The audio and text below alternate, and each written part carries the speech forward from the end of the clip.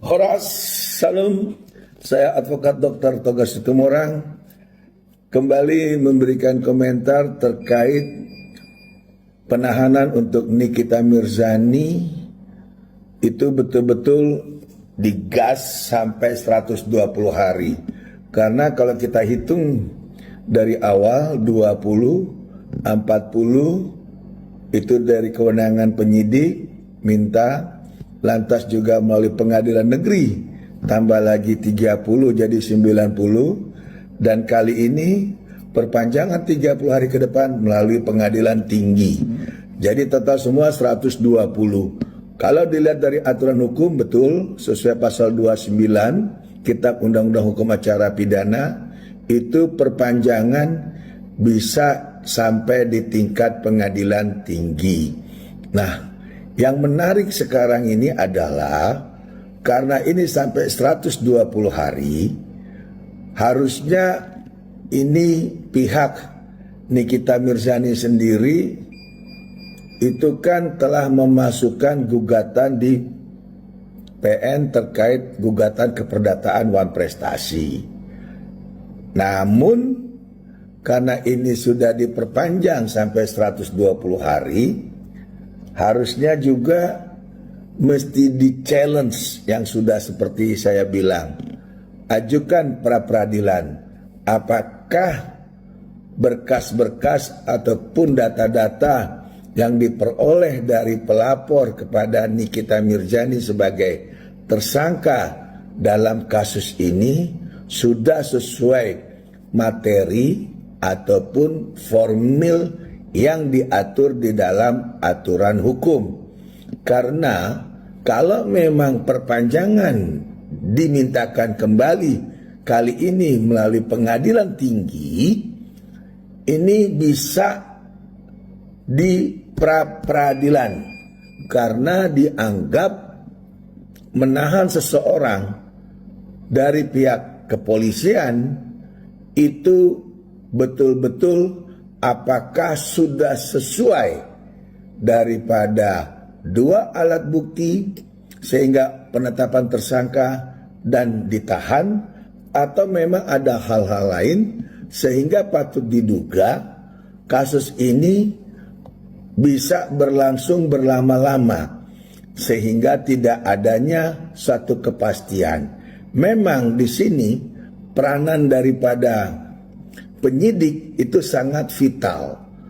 Oleh sebab itu saya berpendapat agar tidak ada yang namanya duga-duga atau sangka-sangka yang tidak-tidak atas perpanjangan 30 hari, perpanjangan yang diperoleh dari pengadilan tinggi itu sesuai dengan pasal daripada Kitab Undang-Undang Hukum Acara Pidana, yaitu pasal 29 terkait perpanjangan masa penahanan. Maka saya sarankan kenapa nggak di-challenge pra-peradilan agar semua bisa terbuka dan pihak Nikita bisa memperoleh data-data awal dan publik juga bisa melihat di dalam persidangan pra-peradilan dokumen apa kok demikian beratnya pasal-pasal yang telah diterapkan, baik pasal pemerasan, pengancaman, dan TPPU, sehingga berkali-kali antara polisi dengan pihak kejaksaan belum merampungkan sehingga P21.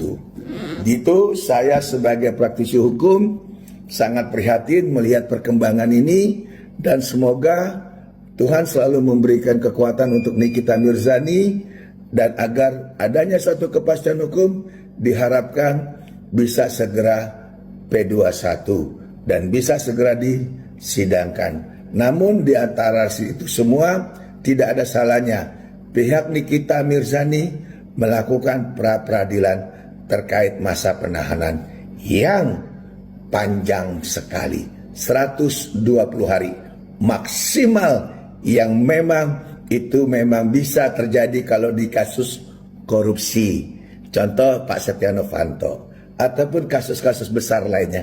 Ini kasus pemerasan dan pengancaman, lalu nilainya hanya 4 miliar, tidak ada kerugian negara.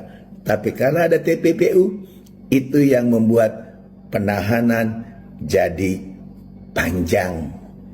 Karena kenapa? Ancaman TPPU 20 tahun. Kasus Nikita Mirzani ini menguras energi, menguras emosi, karena detik-detik Nikita akan lepas dari tahanan, namun tiba-tiba ada perpanjangan 30 hari melalui pengadilan tinggi.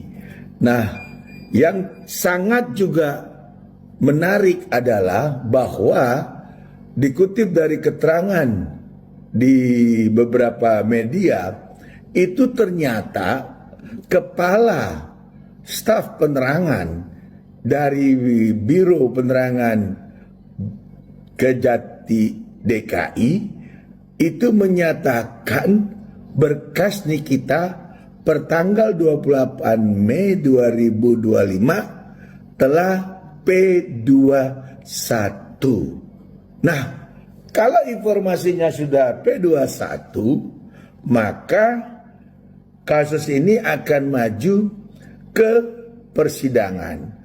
Dan ini akan menarik karena kenapa? Nikita Mirzani itu telah ditahan oleh pihak penyidik Polda Metro Jaya sudah demikian lama, dari tanggal 4 Maret 2025. Nah, oleh sebab itu dengan adanya P21 berita ini, maka kita akan melihat babak baru dari kasus Nikita Mirzani yang diduga telah melakukan pemerasan, pengancaman, dan ada dugaan pasal tindak pidana pencucian uang. Nah, ini kita wajib apresiasi sekali pihak jaksa maupun pihak kepolisian, karena kasus ini bisa akan bergulir di pengadilan. Maka pihak Nikita Mirzani wajib mempersiapkan bukti-bukti untuk mengcounter daripada tuduhan-tuduhan yang ada dalam dakwaan pihak jaksa. Jadi kalau betul sudah P21, tahap pertama tinggal kita menanti untuk pemberkasan tahap kedua, yaitu penyerahan tersangka Nikita Mirzani dan Mail kepada pihak kejaksaan, di mana nanti pihak kejaksaan akan membuat susunan BAP, dakwaan, ataupun nantinya tuntutan bagi terdakwa. Berubah sekarang dari tersangka akan berubah menjadi seorang terdakwa. Mari, ini adalah menarik, kita tetap kawal, semoga kebenaran akan tetap menemukan jalannya. Shalom, saya Advokat Dr. Togar Situmorang, terus mendukung kebenaran dan keadilan untuk Nikita. Tuhan memberkati.